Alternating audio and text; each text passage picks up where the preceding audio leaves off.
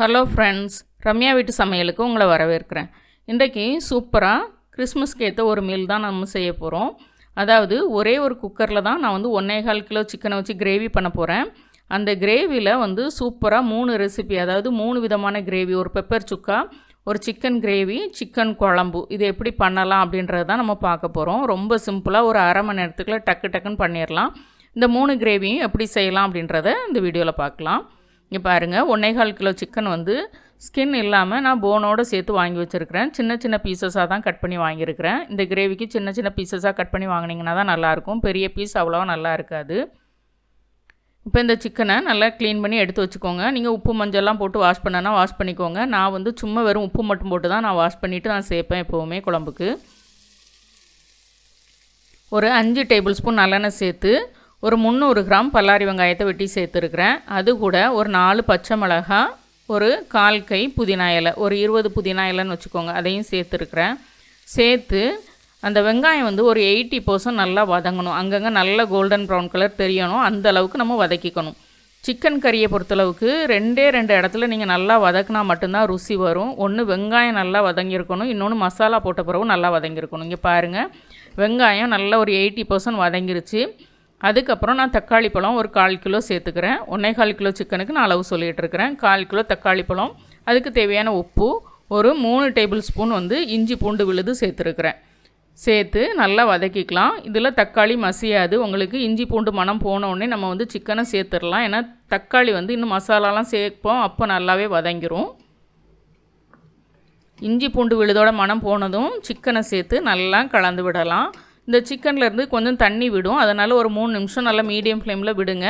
அந்த தண்ணி விட்டு நல்லா ட்ரை ஆகட்டும். அதுக்கப்புறம் மசாலா சேர்த்துக்கலாம். இப்போ நமக்கு தண்ணி விட்டு நல்லா ட்ரை ஆகிடுச்சு, அதனால் நம்ம மசாலா சேர்த்துக்கலாம். ஒரு 1/2 டீஸ்பூன் மஞ்சள் தூள், 4 டேபிள் ஸ்பூன் தனி மிளகாய் தூள் சேர்த்துருக்குறேன், வீட்டில் அரைச்ச மிளகாய் தூள். அதே மாதிரி கரம் மசாலா 2 டீஸ்பூன் சேர்த்துருக்குறேன். நீங்கள் கடையில் வாங்கினதுன்னா நான் எப்போவுமே சொல்கிறது தான் 4 டீஸ்பூன், அதை விட டபுளாக சேர்த்துக்கோங்க. நான் 2 டீஸ்பூன் சேர்த்துருக்குறேன், நீங்கள் 4 டீஸ்பூன் சேர்த்துக்கோங்க கடையில் வாங்கின கரம் மசாலா அப்படின்னா. அதே மாதிரி மல்லித்தூள் 2 டேபிள் ஸ்பூன் அளவுக்கு நான் சேர்த்துருக்குறேன். இவ்வளவுதான், இதில் சேர்க்கக்கூடிய மசாலா இவ்வளவுதான். இது கூட கொஞ்சமாக கொத்தமல்லி தழை சேர்த்துக்கலாம்.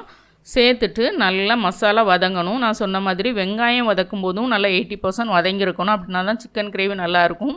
அதுக்கப்புறம் இன்னொரு இடம்னு பார்த்திங்கன்னா, இந்த மசாலா சேர்த்ததுக்கப்புறம் வதங்குறது.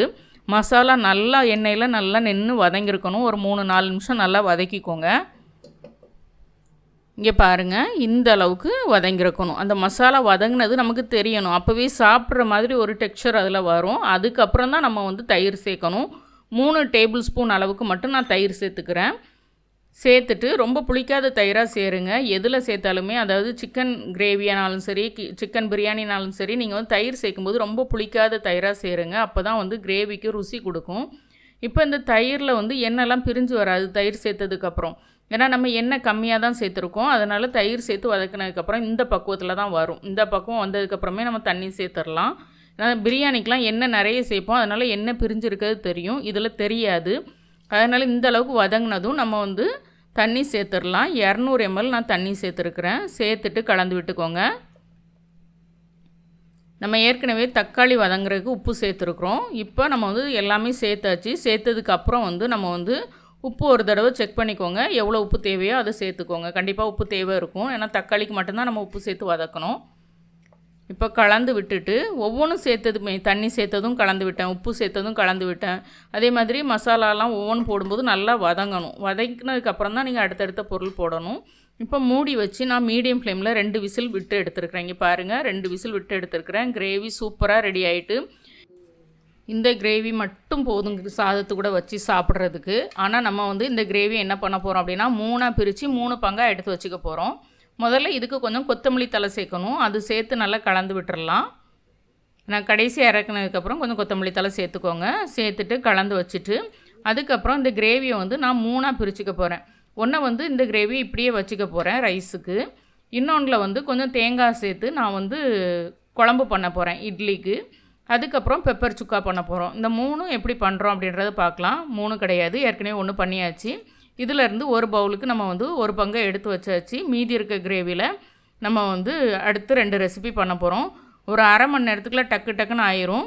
இது கூட நீங்கள் ஒரு ஃப்ரையும் ஒரு ரசமும் வச்சாச்சு அப்படின்னா வந்து ரொம்ப ரொம்ப சூப்பரான ஒரு கிராண்ட் மீல் மாதிரி இருக்கும். அடுத்து நம்ம பெப்பர் சுக்கா பண்ண போகிறோம். ரொம்ப ரொம்ப சிம்பிள் தான். வெங்காயம் சேர்த்துக்கலாம் அல்லது வந்து நீங்கள் டைரெக்டாக கிரேவியை மட்டுமே ஊற்றியும் பண்ணலாம். நான் வந்து இப்போ வந்து ஒரு 150 கிராம் பல்லாரி வெங்காயமும் ஒரு சின்ன துண்டு பச்சை மிளகாவும் சேர்த்து கொஞ்சமாக எண்ணெய் சேர்த்து வதக்கியிருக்கிறேன். கொஞ்சம் கண்ணாடி பதம் வர வரைக்கும் வெங்காயத்தை வதக்கிக்கலாம். வெங்காயம் கண்ணாடி பதம் வதங்கினதும் இப்போ செஞ்ச கிரேவிலேருந்து நம்ம வந்து ஒரு பங்கை இதில் சேர்த்துடலாம். 3 பங்கு பிரித்து வச்சுருந்தோம், அதுலேருந்து ஒரு பங்கை நம்ம வந்து இதில் சேர்த்துடலாம். சேர்த்துட்டு இந்த கிரேவி நல்லா சுருண்டு வர்ற வரைக்கும் நம்ம வந்து கல்லில் ஹை ஃப்ளேமில் தான் வச்சுருக்கிறேன். இந்த கிரேவி பார்த்திங்கன்னா நீங்கள் வந்து இந்த இரும்பு கல்லில் தான் பண்ணணும் அல்லது இரும்பு கடாயில் பண்ணணும். பண்ணால் தான் உங்களுக்கு இந்த சுக்கா வந்து நான் சொல்கிற ருசிக்கு வரும். நீங்கள் அலுமினிய கடாயில் பண்ணிங்கன்னா அந்தளவுக்கு டேஸ்ட் ஆகாது. இங்கே பாருங்கள், இப்போ நல்லா சுருண்டு வந்ததுக்கப்புறம் 1.5 டீஸ்பூன் அளவுக்கு நான் வந்து மிளகுத்தூள் சேர்த்துக்கிறேன். நீங்கள் மிளகுத்தூள் சேர்க்கும்போது எப்போவுமே ஃப்ரெஷ்ஷாக உடனே அரைச்சிட்டு சேர்த்திங்கன்னா ஒரு மணம் கிடைக்கும். இது நீங்கள் மொத்தமாக அரைச்சி வச்சுருக்கிறதுலேருந்து எடுத்து சேர்த்திங்கன்னா ஒரு மணம் கிடைக்கும். முடிஞ்ச வரைக்கும் ஃப்ரெஷ்ஷாக அரைச்சி சேர்த்துக்கோங்க. ஒரு 1/4 teaspoon garam masala, 2 table spoon அளவுக்கு நான் வந்து எண்ணெய் சேர்த்துக்கிறேன். சேர்த்துட்டு நல்லா சுருள விடலாம். இன்னும் ஒரு 2 நிமிஷம் நல்லா வதக்கிக்கலாம். இந்த கலர் எல்லாமே இந்த பெப்பரோடு சேர்ந்து சூப்பராக வரும். இங்கே பாருங்கள், சூப்பரான ஒரு பெப்பர் சுக்கா பார்த்திங்கன்னா அந்த கிரேவிலேருந்து எடுத்து தான் பண்ணணும். நம்ம வெங்காயம் போட்டு பண்ணோம். வெங்காயம் போடாமல் டைரெக்டாக கிரேவி எடுத்து ஊற்றி பண்ணாலும் நல்லாயிருக்கும். நான் ரெண்டுமே பண்ணுவேன். வெங்காயம் போட்டும் பண்ணுவேன், வெங்காயம் போடாமையும் பண்ணுவேன். ரெண்டுலேயுமே இந்த பெப்பர் சுக்கா சூப்பராக இருக்கும். இங்கே பாருங்கள், சூப்பராக ரெடி ஆகிட்டு கொஞ்சமாக கொத்தமல்லி தலை தூவி இதையும் எடுத்து வச்சிடலாம். இப்போ நமக்கு 2 ரெசிபி ஆகிட்டு. ஃபஸ்ட்டு கிரேவி பண்ணோம், அதுலேருந்து ஒரு பங்கு எடுத்து வச்சுட்டோம்.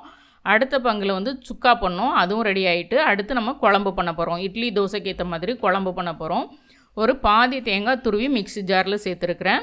ஒரு 1/4 டீஸ்பூன் மஞ்சள் தூள் சேர்த்துக்கலாம். சேர்த்துட்டு கொஞ்சமாக தண்ணி சேர்த்து நல்லா ஃபைன் பேஸ்ட்டாக அரைச்சி எடுத்துக்கணும். நீங்கள் கொரப்பாக அரைச்சிங்க அப்படின்னா வந்து அது சாதத்துக்கு தான் கரெக்டாக இருக்கும். நல்லா ஃபைன் பேஸ்ட்டாக அரைச்சிட்டு நீங்கள் குழம்பு பண்ணிங்கன்னா தான் வந்து அது வந்து இட்லி தோசைக்கு சூப்பராக இருக்கும்.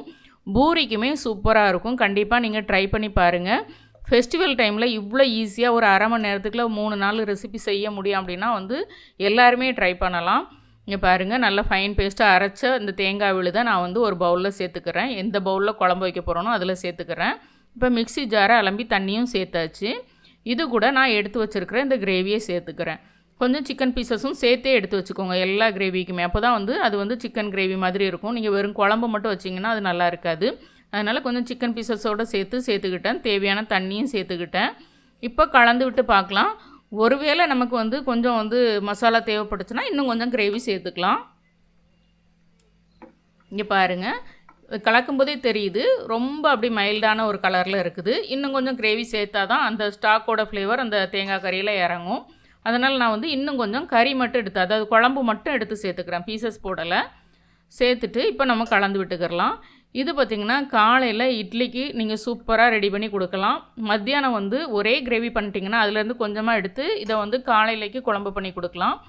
மத்தியானத்துக்கு சுக்கா ரசம் அந்த மாதிரி அந்த கிரேவியோடு பரிமாறலாம். சூப்பராக இருக்கும். இந்த குழம்பு பார்த்திங்கன்னா இப்போ நான் கொஞ்சமாக உப்பும் சேர்த்தேன். ஏன்னா உப்பு செக் பண்ணிக்கணும், ஏன்னா தேங்காய்லாம் சேர்த்துருக்கனால உப்பு தேவைப்படும். இங்கே பாருங்கள், ஒரு 3 நிமிஷம் நல்லா கலகலன்னு கண்டிப்பாக கொதிக்க விடணும். இப்போ நம்ம தயிர் சேர்த்துருக்கிறதுனால எலுமிச்சம்பழம் விட தேவையில்லை. ஒருவேளை நீங்கள் தயிர் சேர்க்காமல் இருந்துறீங்க அப்படின்னா ஒரு பாதி எலுமிச்சம்பழம் விட வேண்டியது இருக்கும் இந்த குழம்புக்கு. இங்கே பாருங்கள், சூப்பராக இட்லி தோசைக்கு ஏற்ற மாதிரி ஒரு குழம்பு, அதுக்கப்புறம் சாதத்துக்கு ஏற்ற மாதிரி ஒரு சுக்காவும் கிரேவியும் நம்ம வந்து ரொம்ப சிம்பிளாக ஒரு அரை மணி நேரத்தில் ஒரே ஒரு குக்கரில் நம்ம ரெடி பண்ணிட்டோம். இது கூட நான் சொன்ன மாதிரி ரசமும் ஒரு சிக்கன் ஃப்ரையும் வச்சிங்கன்னா சூப்பரான ஒரு மீல் ரெடி. இங்கே பாருங்கள், நைட்டுக்கு அதே சுக்கா தோசை கூட வச்சு அதே குழம்பு வச்சு சாப்பிட்டோம். சூப்பராக இருக்கும். தோசை, இட்லி, சாதம் எல்லாத்துக்கும் நீங்கள் ஒரு 1.25 கிலோ சிக்கன் வாங்கினீங்கனாலே இத்தனை ரெசிபி நீங்கள் ரெடி பண்ணிடலாம். கண்டிப்பாக ட்ரை பண்ணி பாருங்கள். ட்ரை பண்ணி பார்த்துட்டு ரம்யா வீட்டு சமையலுக்கு சப்ஸ்கிரைப் பண்ணுங்கள், லைக் பண்ணுங்கள், ஷேர் பண்ணுங்கள். வீட்டில் சமைச்சு சாப்பிடுங்க, வீணாக்காமல் சாப்பிடுங்க. மீண்டும் புது வீடியோவில் சந்திக்கலாம். பாய்.